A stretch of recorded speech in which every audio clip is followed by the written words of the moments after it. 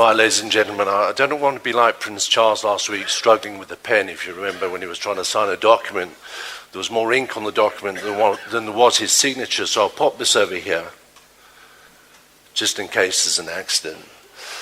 And may I thank the invite from Potato South Africa for asking us here to speak. It's a huge privilege for us from Syngenta to be given the opportunity to meet the South African farmers, and also such a prestigious group of farmers. I was pleasantly surprised at the standards of your certification being right at the top of the world, Premier League, and actually being copied by many countries around the world.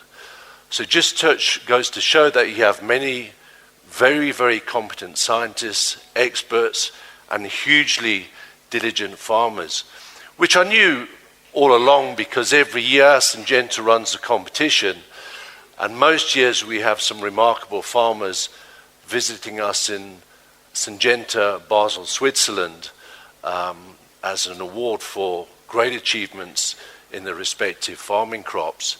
So no surprise to me to see such excellence in your farming. Now for me, I'm going to talk about 2050 and how we're going to get there. And I'm not going to bore you to death with deep science. We have thousands of scientists around the world working for Syngenta who can do that on my behalf. But more about the big principles, what are the drivers, if you like, of change, and how might things look in 2050? And as you know, for most of us, the biggest challenge is knowing what's going to happen next week, let alone the next 30 years. But let's have a look at this and see where we go. Right, so potato protection, potato yields 2050. I think from the speakers you heard yesterday, and indeed today, none of this is a surprise. Global pandemics, extreme weather events. We've seen across, and I tour most of Africa, Middle East, and Turkey. I've never seen such extreme weather events as we've had in the past year. You know, severe droughts across the Middle East, stretching down into Morocco and into East Africa, seriously curtailing their food production.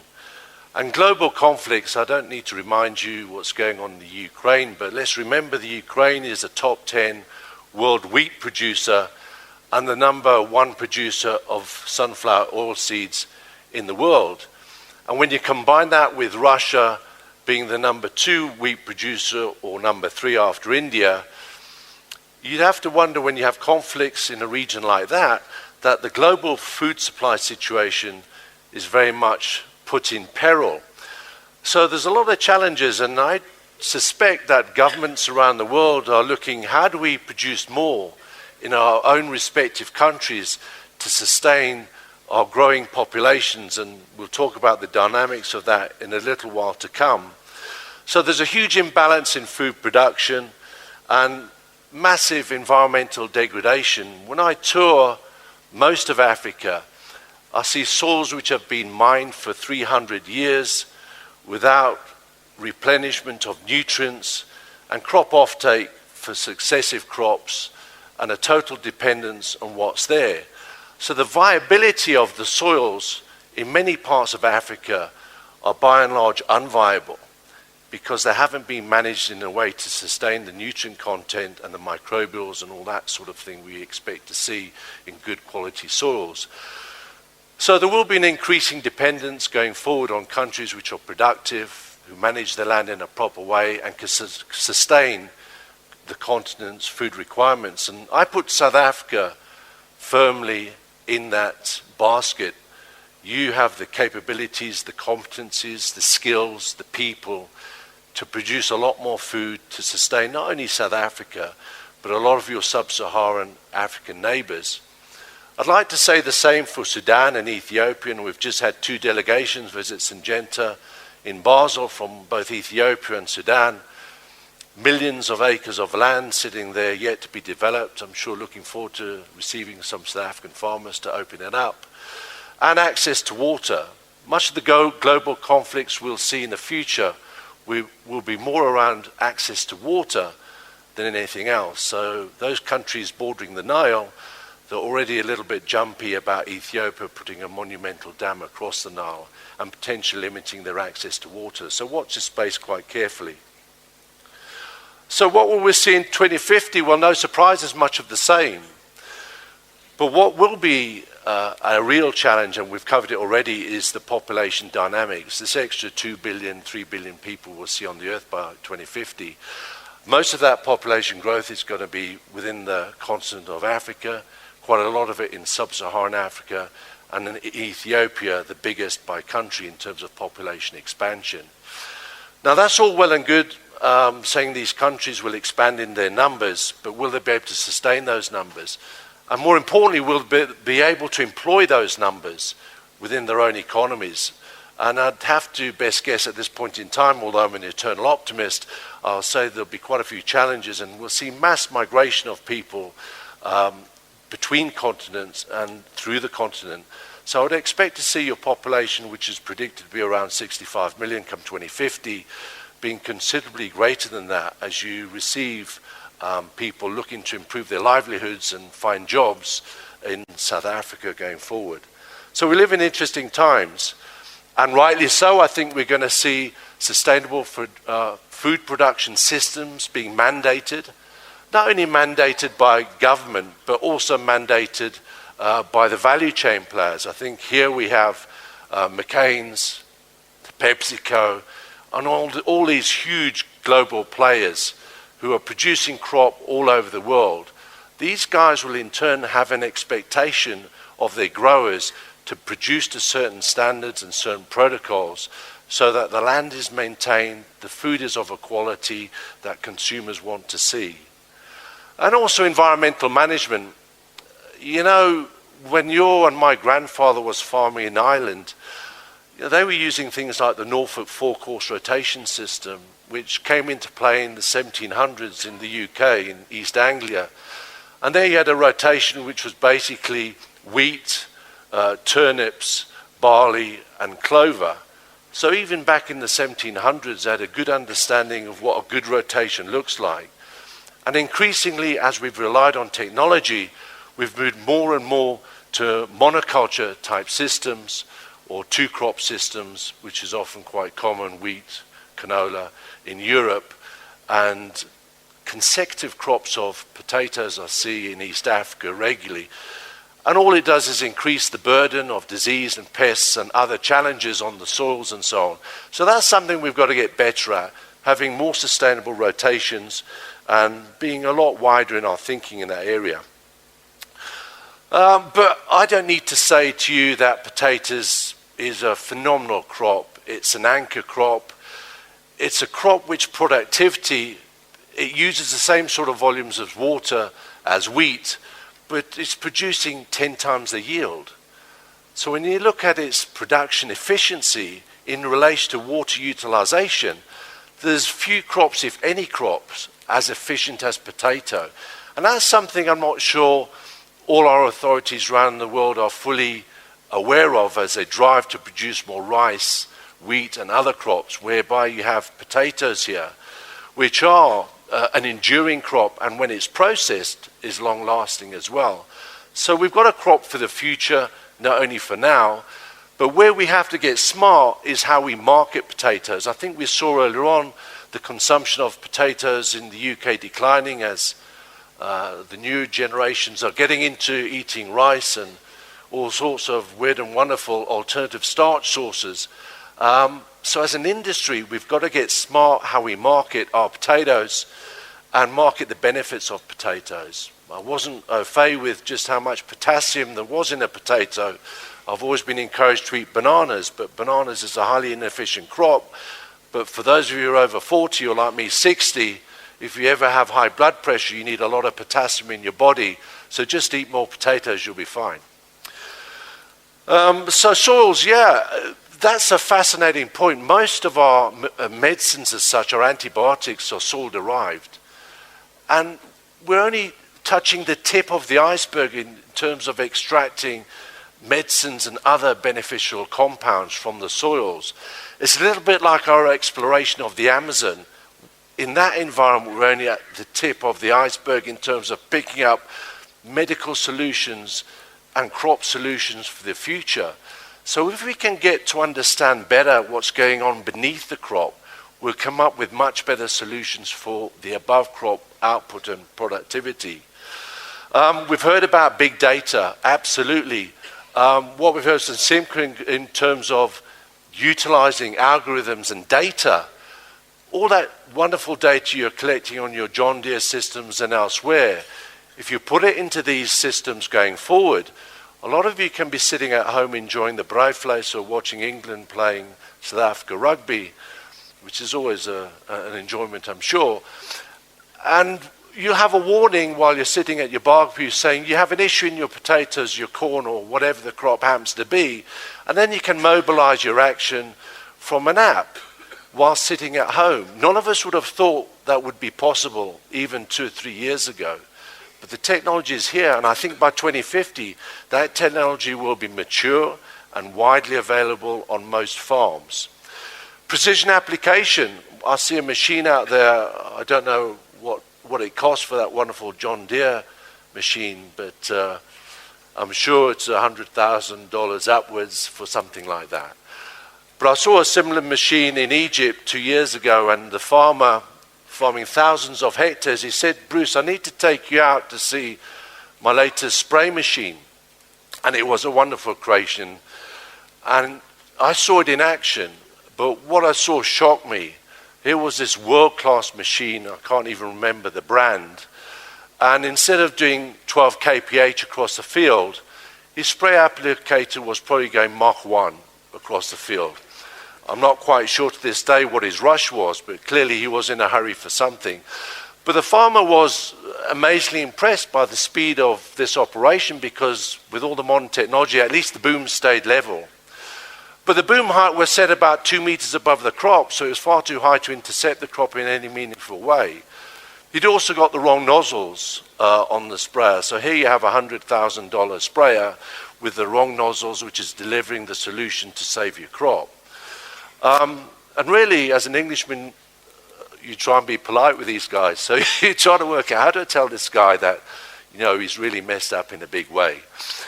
But I couldn't really tell him that, but I did offer some advice in terms of we could provide some training to help his applicators do an even better job than they're doing at the moment on the farm. So application is absolutely sacrosanct. So what you see in Europe in terms of our application specialization, where we have in the UK 3 or 4 guys focused on application technology so you can get the best out of the expensive chemistry we're providing, we're going to have an increasing focus on that going forward in South Africa. So something to bear in mind. Right, I thought you'd like this one. We know the challenges of potatoes. They're unpredictable, much like rugby players, although I'd say that Etzebet's a lot more predictable than, say, Bucky's Buerta. I hope he's not sitting in the room because I'd need an exit point. But anyway, no, I know it's the World Cup next year, 2023. We just want to see an England-South Africa final, and I know you'll take home the cup. But as you know, the English are gallant losers. It's not about winning, it's about participation. But I think the key thing to bear in mind here is by 2050, some of the unpredictability will be taken out of potato production. Nothing like all of it, because it would be no fun. Let's face it, the challenges when you get up on a daily basis keep you alive. They energize you. They motivate your brain to do something. But a lot of the unpredictability will be taken out of growing these crops, which would be good. The authorities, ourselves and others, will want to see a more integrated approach to crop management systems. We've been driven by high technology for the last 40, 50 years, and we've been exceptional at it, the R&D community.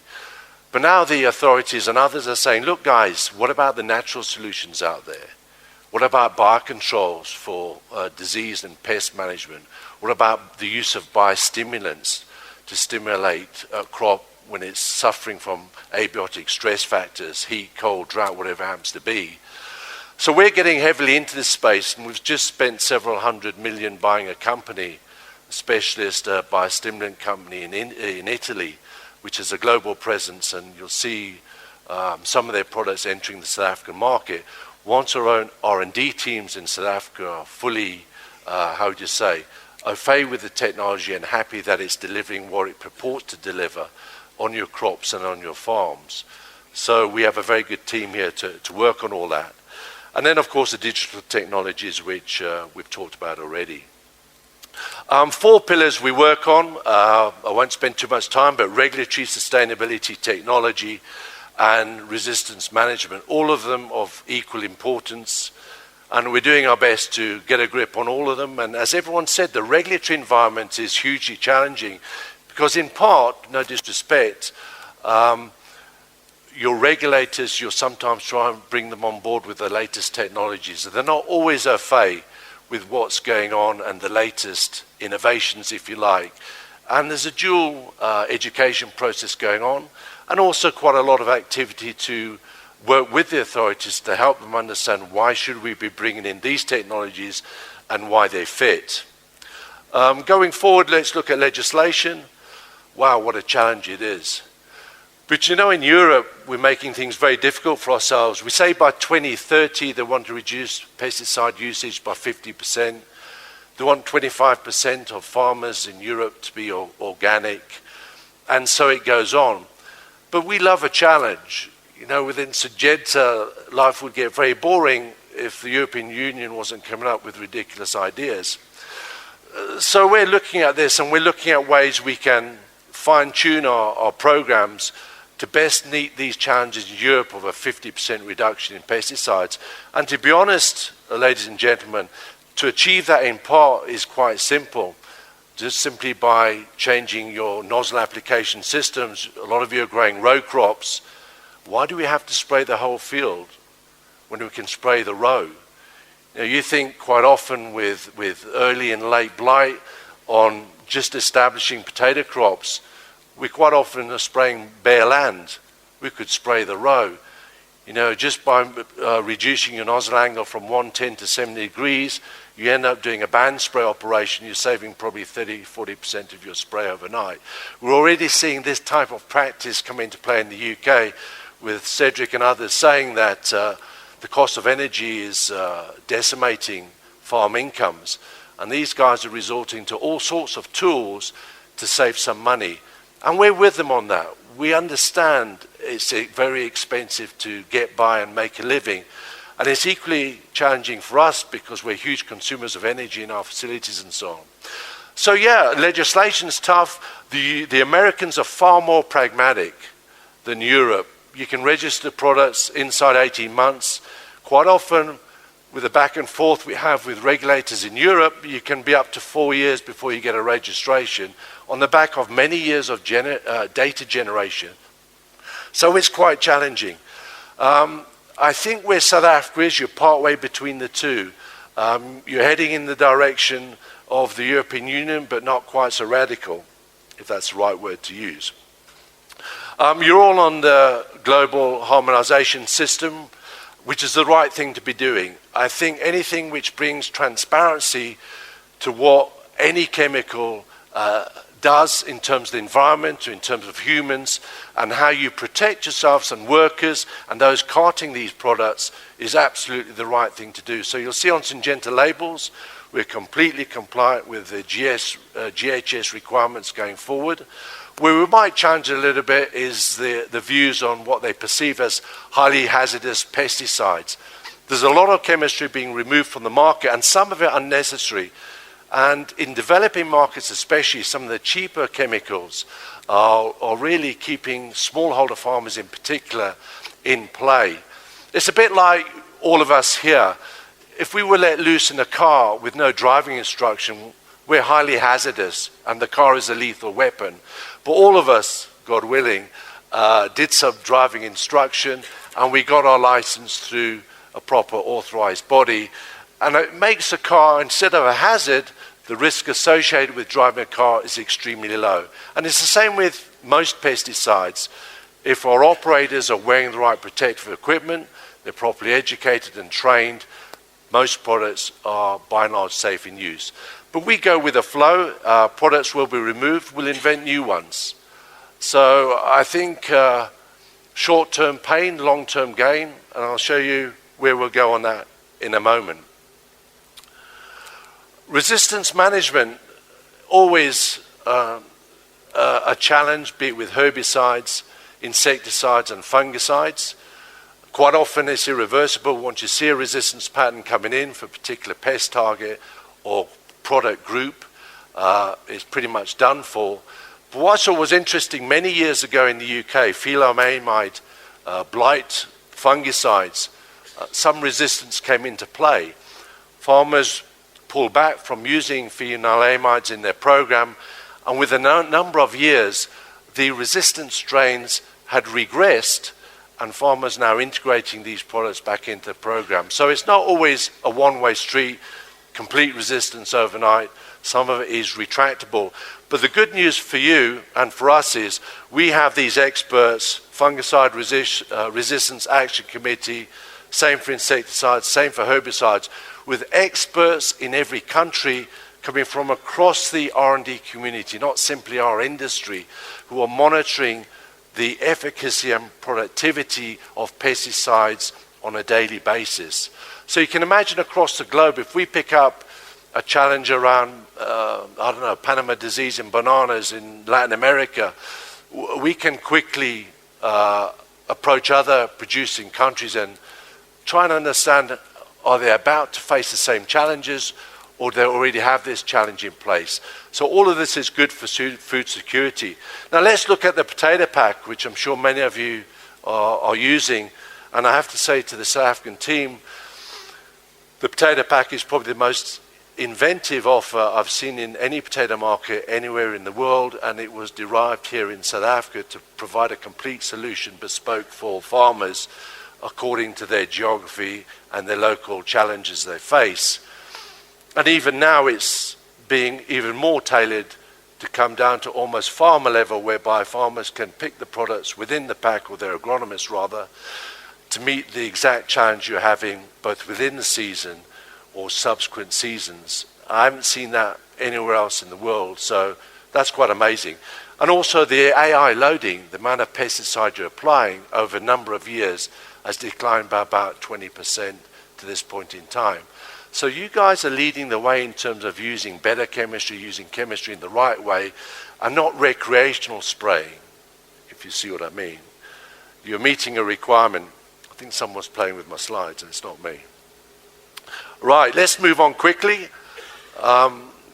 Just you saw in the background there that flower bank.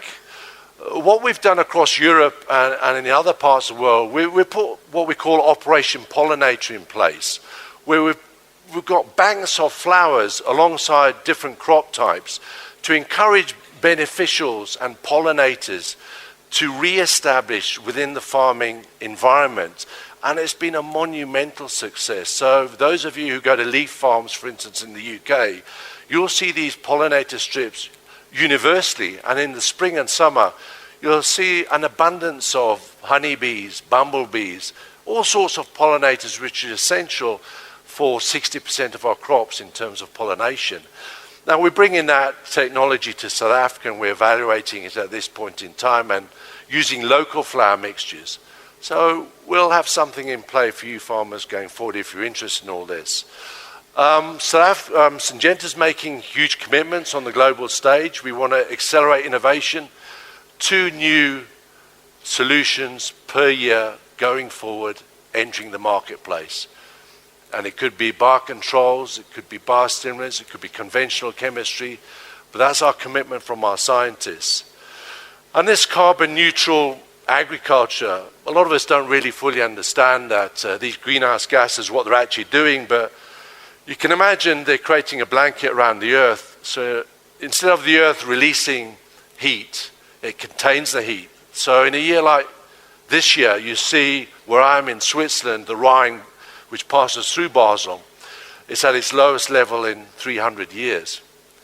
So much so that the barges coming up can't, these huge container ships, whatever, can't pass up the Rhine because it was so low in terms of water due to the drought, excessive extended drought we've had in Europe. And we see this across the world, so we all need to do something. And in the old days, in the 60s, we were pretty good. The old 10-ton club, wheat producers in the UK, a lot of them were using how would you say, min-till systems back in the 60s and 70s and drilling with what they called a more uni-drill straight into stubbles. So in that way not releasing carbon from the soils. And for 30 years we forgot all that. But it's now coming back to haunt us. And we're looking now at different till systems to help contain carbon rather than release it into the atmosphere. Partnering for impact. There's areas of expertise that Syngenta, despite our global presence, we're not the most expertise in. So we're either acquiring those expertise, employing those people, or acquiring companies which have that expertise. What Syngenta doesn't want is any gap in its portfolio going forward. And we're fortunate to have the resources and the global presence to acquire and buy whatever makes sense in this space going through to 2050. Now let's look here quickly at the soil piece. You know, we've been so good at managing above the ground and so remiss at managing below the ground. And I'm wondering, we know the biological potential for wheat and a lot of other crops is probably twice of what we're growing today. And we think, is it the genetics holding the crop back, or is it something else? Yes, it's in part climate change, tougher conditions, whatever. But I'm pretty much convinced that if we understood what was going on underneath the crop, in the root zone, and how you can prove that biomass down there to sustain the crop better going forward, productivity would increase massively. And that's something we're trying to learn more about, because it's vital for your livelihoods and for climate resilience going forward. I'll say reduce dependence on synthetic nitrogen. If Yara's sitting here, I guess they won't like that, but you know, around the world there's huge amounts of urea used, 46% concentration nitrogen. We know that quite a proportion of that, when it's applied by the farmer, 17% is volatilized. So you've paid a lot of money to have 17% of it disappear into the sky. And at the same time, we're acidifying our soils. So nitrogen, the most important nutrient for setting yield potential, is also in a way harming the environment within which we're growing our soils through the use of excessive amounts of synthetic nitrogen. So building on what one speaker said yesterday, we've bought into the technologies and we're evaluating this technology for nitrogen fixation around the world. We're already selling in Europe a product which we sold out of in Spain last year, Poland and other markets, for fixing nitrogen applied to crops, both soil and foliar, which helps the crop fix its own nitrogen. And what we're finding is it's quite a unique product in the sense that it works both on the soil, but it also works on the foliage to help the plant generate its own nitrogen. And we're seeing situations where between 30 and 60 kilos of nitrogen, 100 kilo bag if you like, plus of urea, is being replaced by a 50-gram sachet. So you guys know the logistics of carting fertilizer around South Africa. Well, you can imagine when I go to Nigeria, an oil-rich country, and they say, well, we've got no urea for our crops, and that means Ghana's got nothing either. If we can get this biological solution stable enough to work universally, that would be absolutely fantastic. And we're prescribing a 3-year shelf life. We ship this product dormant, so no issues on that front at all. We just need to better understand how these products perform in each country's environment, and our South African team, our technical excellence team, are evaluating these products across multiple crops this year. So watch this space. And I see this as being complementary to our chemical approach, to synthetic fertilizers and so on. I don't see it as a replacement. And equally, we're looking at products which release, we know phosphate and so on gets locked up in soils. Well, you've spent a lot of money putting NP and K on your fields for it to be locked up in soil colloids. We've got solutions too which will release phosphate and potash from the soils so it can be utilized by the crop. All this is being looked at, soil salinity solutions and other things as well.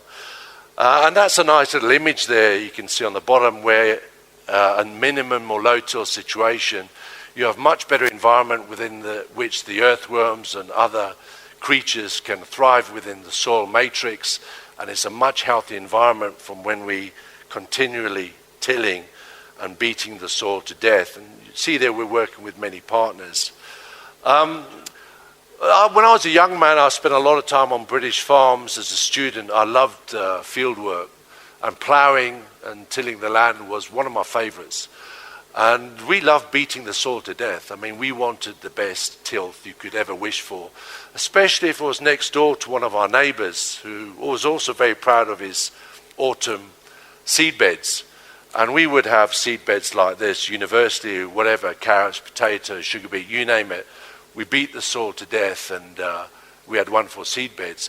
But at the same time, I wondered just how much damage we were doing to both the microorganisms, the earthworm populations, other things within that soil biome.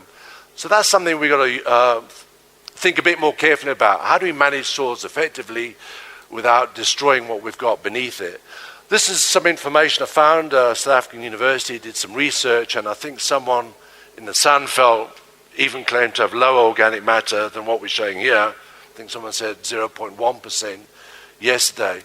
Well, without organic matter, you don't have a viable soil.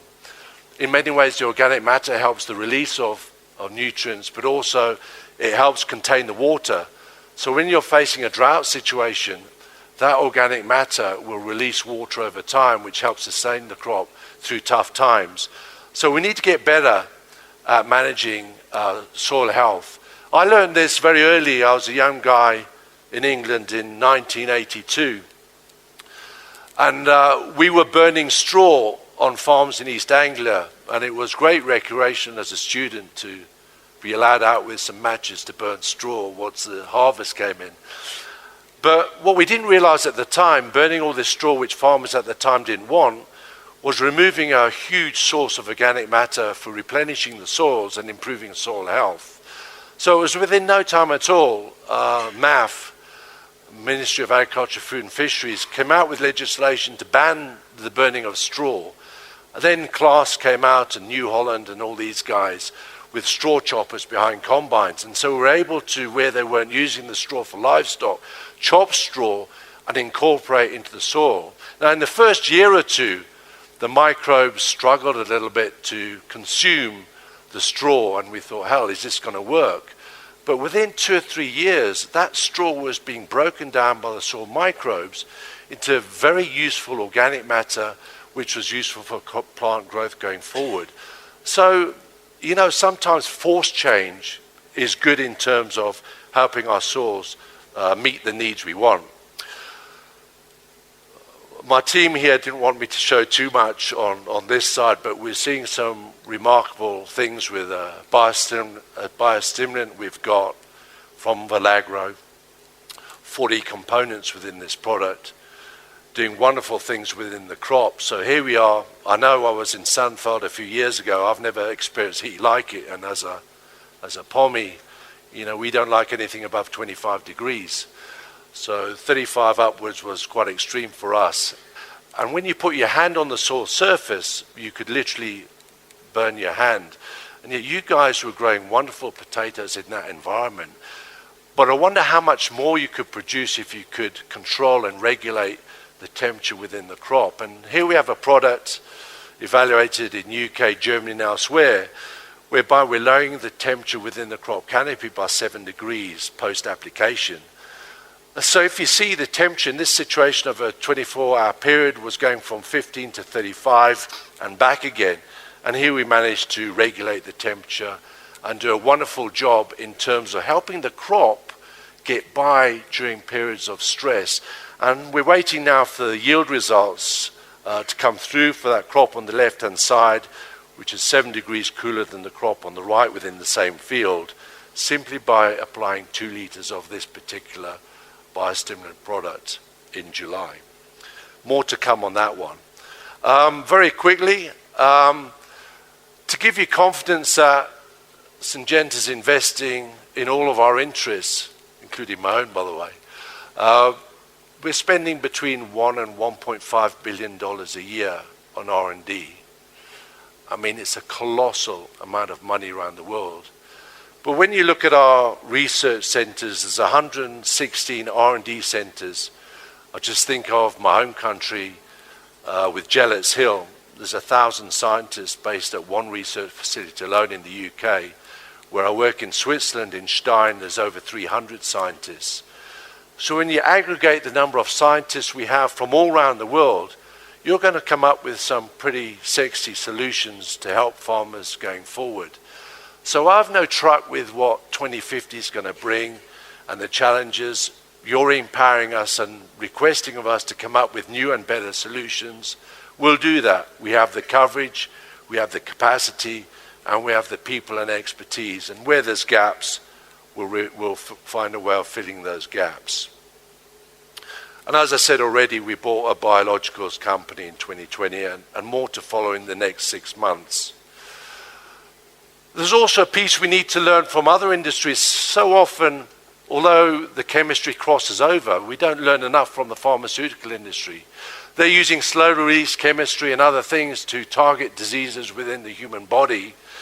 We're starting to look at the same nanomaterials for site-specific activity. I wish we'd have been doing this 30 years ago.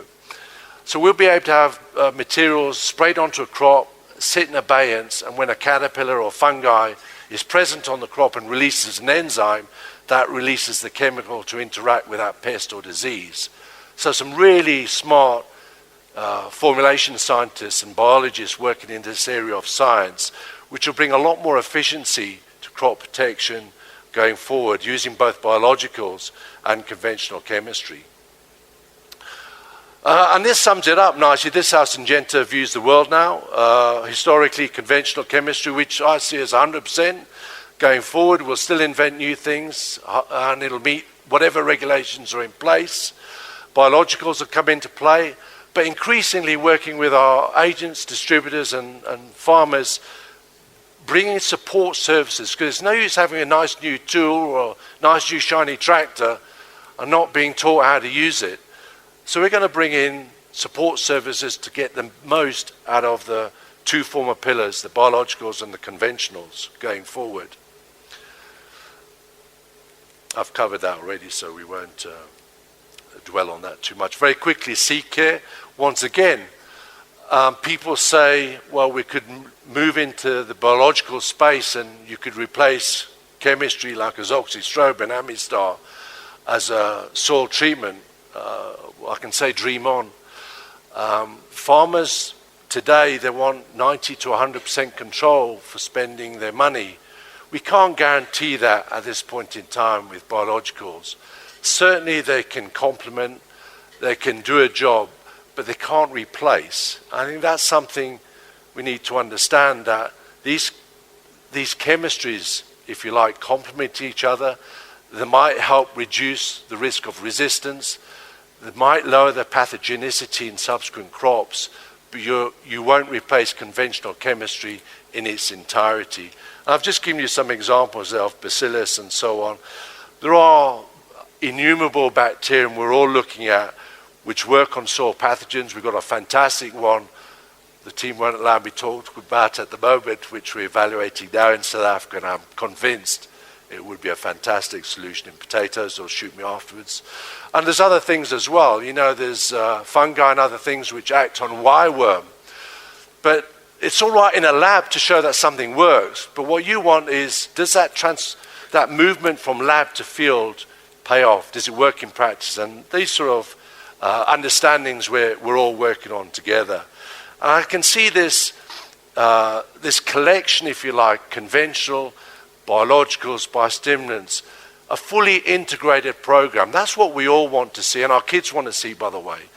I know when I talk to my sons in England, they'll be far prouder of me if I can talk about an integrated program of conventional technologies, no matter how innovative, along with biocontrol solutions and other things, because then it gives them something to talk about with their friends in their social environment, the young people today. We control increasing challenge. We all know that. A lot of AIs are either removed or under huge pressure. We're scouring the world for new solutions, especially contact herbicides and so on. And our teams are evaluating potential solutions we've found. but it's a tough area. You know, the regulators, they don't want any migration into the soil profile or into water courses and other things.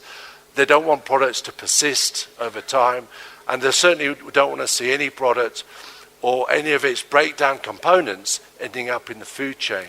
So herbicides is a tough area. So I can see you guys going back to how our grandfathers farmed a little bit, using a lot more harrows, hoes, things like that for inter-row crops, but also a degree of robotics. If you can spot treat, that picture top left is a robot which spot treats weeds as it travels over the crop. I can see robotics coming into play. Some UK farmers, as I understand it, already using digitized mechanical hoe systems in vegetable crops in East Anglia. So we'll have complementary stuff coming into play, but there'll still be room for conventional chemistry as well. Almost to the end, disease control, an ever-present challenge. I can't see varietal breeding and gene stacking getting on top of some of these pathogens. You might get on top of them for 1 or 2 generations or seasons of crop production, but I just cannot see how you could escape alternaria and late blight and other things coming into play, because they're so good at adapting to the environment. That's why they're still here today and ever present. So there'll be a role for biological control solutions to reduce the loading of these pathogens, but as strong a role in 2050 as is today of conventional chemistry and new chemistries coming into play to control these pathogens going forward. We've covered climate smart farming. Your decision making will be a lot more precise than it is today, and improved agronomic practices and all that sort of thing will come to the fore. Pest control.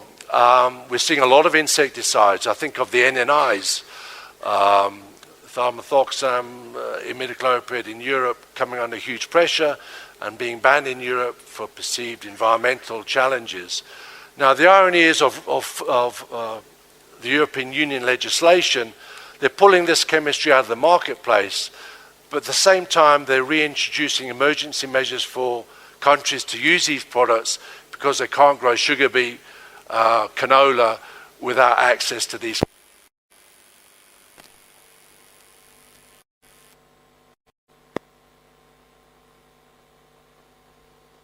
So, in a way, you talk to form tongue, they can say they're removing some of this stuff, but when they see the farmers are under pressure, they will in turn turn around and give an emergency clearance of use for these chemistries across Europe, basically. So it's interesting how it's going. We might see the more use of trapping technologies, where you have the AI concentrate within a trap within the field, and you lure the insect to the trap. But we need to set up quite a number of these traps, do them off and other things to collect them. But also measuring pest populations is important as well. And I think that's something we're getting a lot better at now with this digital technology, but also like that little green trap for click beetle, wireworm monitoring. Once you've got a threshold level within that little green trap within your field, then you know to take some action. Moving quickly on, 2 slides to go. Precision applications being covered in full. I just want to mention something on drones. I don't want to disappoint you. Our parent company is probably the biggest drone user in Asia. And I think as a replacement for knapsack application farmer safety, you'd sacrifice some yield production for that technology to be used, because you want the operators to be 100% safe, and you can't guarantee that when they're using a knapsack and quite often not wearing all the PPE requirements. Syngenta across Europe, South Africa and elsewhere is evaluating the drones and how precise are our application. We're not 100% convinced at the moment in terms of deposition on crops and the deposition in the right area to do the job. We think the technology will catch up. Drones are great, but we need to find out which drone makeup gives the right deposition on the crop to do the job. I talked about application technologies. Look out for 3D90. Syngenta designs nozzles in the UK and elsewhere, working with Hyper and others. Here's a nozzle which reduces drift by some 90%. So can you imagine some farmers, 30-40% of their application is drifting off the crop. This particular nozzle reduces drift by 90%. So that's our latest technology coming into play, which will come to South Africa. Finally, last but not least, I think 2050 holds unimaginable opportunity for future generations. I'm always an optimist. My glass is always full rather than just half full. And for those fortunate to be around, they'll appreciate the pioneers here today. And you guys have one of the best pioneers the world has ever seen in Elon Musk, and is in that picture. And there's more to come, I think, from South Africa.